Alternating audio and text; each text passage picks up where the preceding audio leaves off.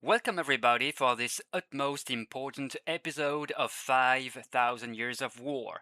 I'm the Archivist and together we will see the huge Battle of Kadesh between Egyptians of Pharaoh Ramesses II and Hittites of King Muwatalli II, involving thousands of war chariots. This is also the last video of the Bronze Age.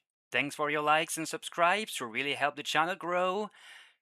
Here we go.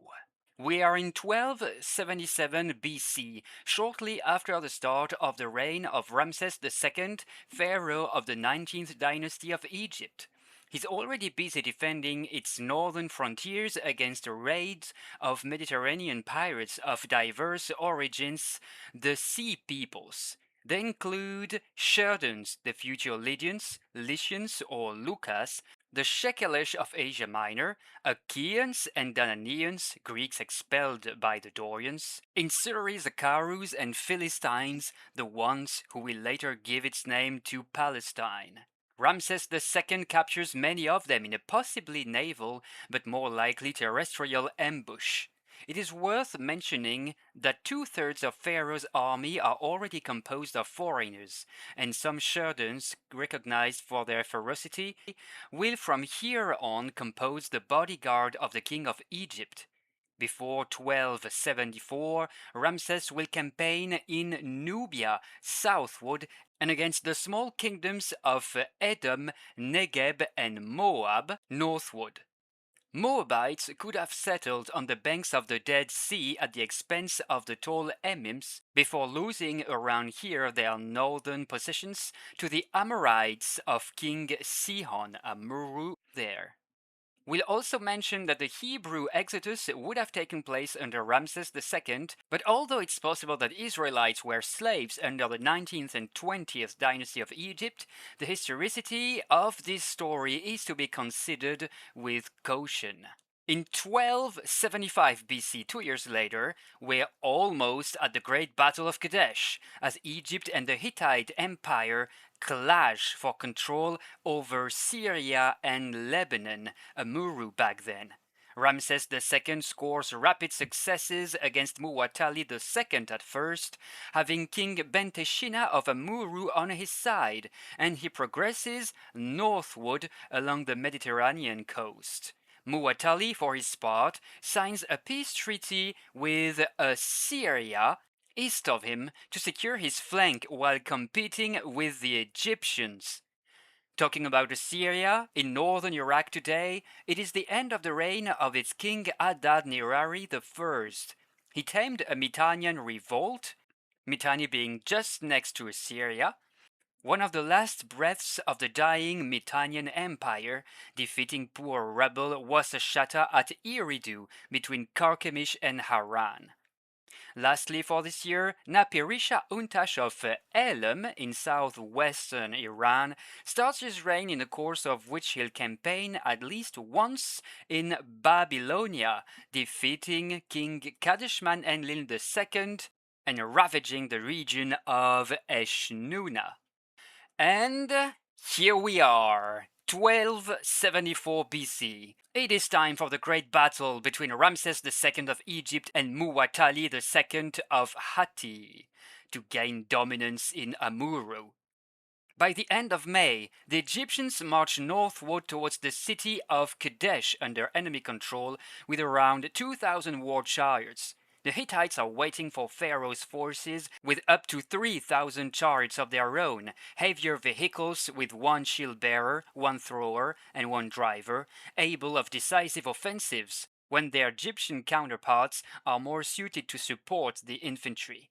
In total, 30,000 men are present, including Arzawan, Pisidian, and Lucca allies, all from Anatolia or nearby regions, on the Hittite side. Some locals having informed him that the Hittite army was still far, Ramesses almost carelessly marches northward, slightly west of Kadesh, the city protected by the Orontus River. He establishes his camp northwest and with 2 divisions of his army awaits for the 2 remaining, still en route several kilometers away south.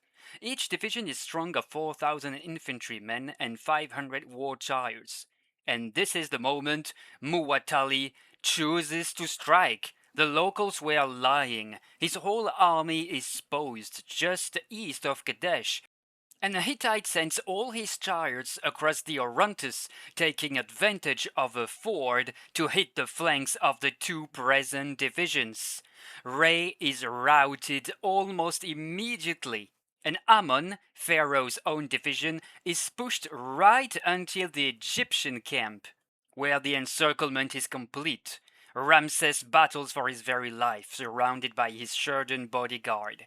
But fortunately for him, arrive the two remaining divisions, Set having forced march from the south, and Ben Teshina of Amuru, ally of Egypt, coming from the northwest with Nearin troops. The tide turns, and the Hittite chariots have to withdraw.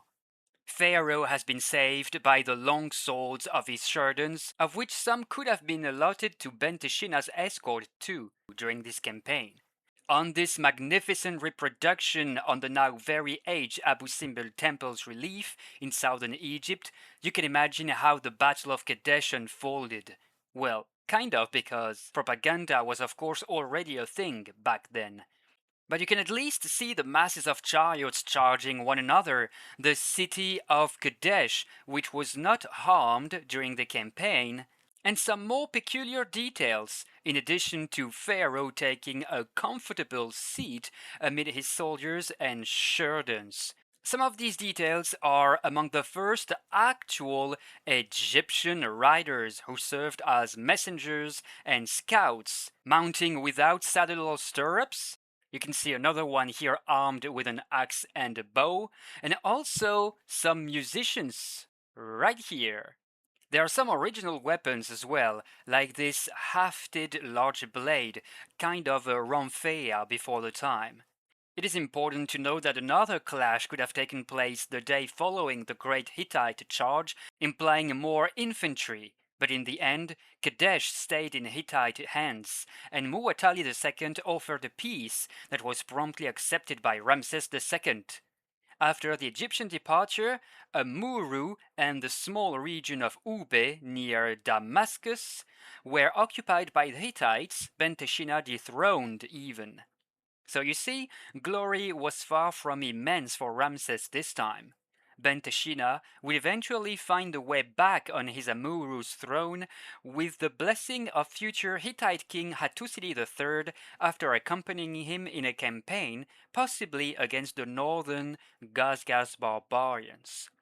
Moving on to the following year, 1273 BC.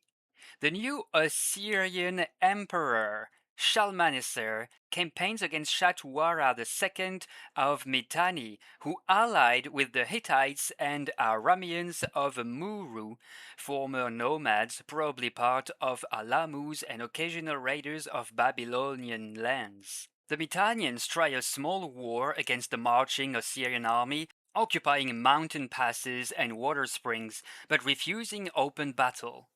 Shalmaneser, however, prevails, sacking Mitannian cities one after the other so thoroughly that now, effectively, disappears the Hurrian land of Mitanni, absorbed by Assyria. More than 10,000 Mitannians and allies died during this fatal campaign, and prisoners were blinded by the Assyrians. Shalmaneser I builds new fortresses on his border with the Hatti of the Hittites. 1271 BC, Ramses II the Egyptian is on a campaign in Canaan. He takes several Phoenician ports, the principalities of Tunip and Dapur, not far from Kadesh, but does some destructions too around the Dead Sea to the fringes of Moab and Ammon, and Damascus also. At least one new fortress is built. And since this representation of the siege of Dapur, a relief of the Ramesses temple, has not aged very well, here is a regularized version of it. The Ramesses is in Luxor today. It shows siege tactics by the Egyptians, covers made of wood and hides for the assailants, ladders being used, and many throwing weapons, of course. The same year dies Muwatalli II, the Hittite emperor, old rival of Ramesses II. His brother Hattusili has been able to retake lands from the Gazgas, pushing them more north than before and taking the city of Nerik. Hattusili, in reward, has received from his brother before his passing away the kingdom of Hakpasa, still north of the restored capital Hattusa. Towards 1264 BC, Hattusili will steal the Hittite crown from his brother's son, becoming Hattusili III. We jump to 1259 BC. Tensions rising after the Egyptian conquests of several years ago, Ramesses II of Egypt marries a daughter, and then another one of Hattusili III to settle a peace. The Hittites don't want of this war neither, as Assyria is rising to their east, and the Sea Peoples are renewing their assaults. Hattusili III also had to quell a rebellion from the city of Pishuru and another from the Levites of the same region around here. Ramesses, on his part, moves his capital to newly founded Ramesses, not far from Avaris. This fortified location is strategically important as this is where armies gather before northeast-bound campaigns. So, either the situation has really calmed down or sources are just scarce, because we leap again up or down to 1241 BC. Ramesses II is on an expedition in Irem around the third cataract of the Nile to tame a rebellion over there. The following year, it's the Assyrian leader Tukulti-Ninurta I who's active, taking Rafah, nowadays Irkut, in Iraq. In Hatti now. In 1237 starts the reign of Hattusili III's son Tudhaliya IV in Hatti. He must quickly tame Arzawa in the west and Ahiyawa in the west of his empire also. Until the end of his reign, around 1210, he'll fight the Lucas as well, casting his influence over the cities of Patara, Mira, and Arna. King Ibiranu V of Ugarit on the coastline will manifest himself as a bad vassal by refusing to lend the troops, notably chariots, due to his emperor in times of war. This will possibly play a role in some Hittite defeat in 1230. 1235 before this, Assyrian king Tukulti-Ninurta I of the Middle Assyrian Kingdom takes Babylon from the Kassites of King Kashtiliash IV. Either he leaves this one on the throne, either he throws him in jail, but the people of the city liberate him to put him back on the Babylonian throne. Whichever it is, the city has had to suffer from Tukulti-Ninurta's passage, and its walls were brought low. Under the Assyrian decade-long reign, a revolt will shake former Mitanni's province, renamed Hani-Galbat by the Assyrians, and a military intervention had to re-establish order. The Assyrian king will also take Mari, the Hana, Rapicum, not on the map, and fight Alamuz, probably Arameans. These will fortify several places from the start of the 12th century BC onward in Syria, or Amuru if you prefer. Hey, tell us in the comments if you had any idea that such regions had had so many different names throughout history. Mitanni, Hani-Galbat, from Babylon to Karduniash, etc. 2 years ahead, Abimelech, king of Sichem, north of Jebus, or Jerusalem back then, dies. In only 3 years of reign, Abimelech managed to get expelled by his own subjects, to then retake and destroy Sichem before marching against Tubas, or Tebets, other seditious city of his small kingdom. There, it is said that he was mortally wounded by a stone thrown by a woman from atop a tower. Did I say that Jerusalem had recently passed under Israelite rule? Now, around 1230 BC at most, Kashtiliash IV of Babylonia attempts an attack on Elam eastward, but is defeated by its king Kidin-Hutran III, last of the Igeralkid dynasty, and in power until 1215.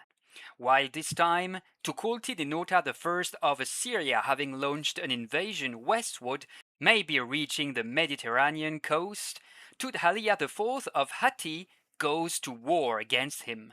Despite being severely defeated at Nearia, close to the lake of Van, at first, the Hittite turns tables thanks to the war chariots of his vassal Shoshka-Muwa of Muru and to the naval blockade that he imposes on Tukulti-Ninurta I, depriving him of any commercial or economical advantages he could have hoped for by reaching the sea.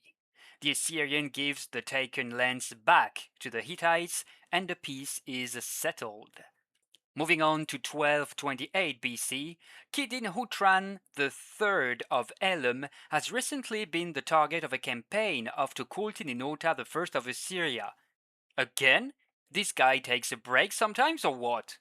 Well, maybe he will now. The Elamite counterattack in Babylonia, a vassal of Assyria, beats the Kassite king of Babylon Enlil-nadin Shumi, vassal of Assyria. And we see a second Elamite raid in Mesopotamia in 1224. The holy city of Nippur could have suffered from it. Isin was also the target of raids of men of Kidin-Hutran III in these environs, both cities in this region. 2 years later, new Elamite attack against Babylonia. This time, it is the king Adam Shumai-Dina that receives it. The Assyrian emperor Tukulti-Ninurta I still does not budge to help his vassal. Not so cocky now, huh? And to finish off, I'm sorry to inform you that Ramesses II of Egypt dies in 1212 BC. He was 93 years old and had been pharaoh for 67 years. Author of some 20 campaigns, builder of fortresses, we will note on a light note that under his reign, carts pulled by oxen appeared in Egyptian logistics, a sure improvement from the donkey-pulled carts in regions where river navigation wasn't possible. Here is an image of Ramesses II proudly holding prisoners of diverse origins by the hair, possibly before executing them. Ramesses II's 13th son, Merenta, already 60 years old, succeeds him. That's all, folks, for today.